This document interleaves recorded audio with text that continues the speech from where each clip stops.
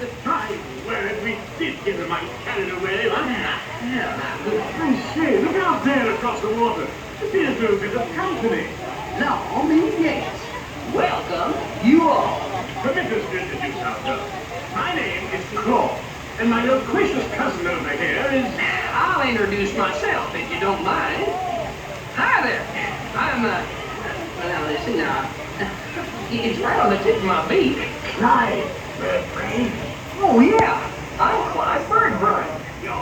I say, perhaps you good people have never conversed with toucan birds before. Well, neither did we, till one day we discovered this magic sunshine pavilion. Yes, I remember just how it happened. Many bird bars ago. There we were in an explorer's launch on a mysterious river in deepest adventureland. Off in the distance comes the fierce roar of an African lion.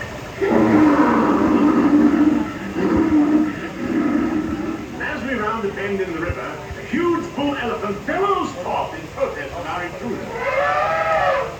Suddenly, the treetops explode in a frenzy of outraged birds. Oh, come, you can try well do better than that.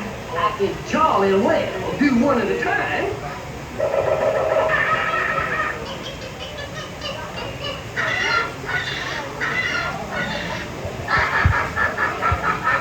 Meanwhile, shifty-eyed crocodiles lurk by the water's edge. Bark, bark, bark, and the giant python slithers down from an overhanging limb. What's happened? What's wrong? I can't stand snakes. Don't be ridiculous. I'm only relating a story. Oh, my Clyde, enough is enough. That wasn't me. I never even opened my beak. Sorry, boys. Don't mean to interrupt such an interesting story, but they are calling us into the show now. Oh, sakes, it's already showtime?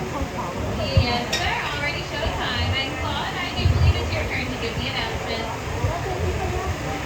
Righto.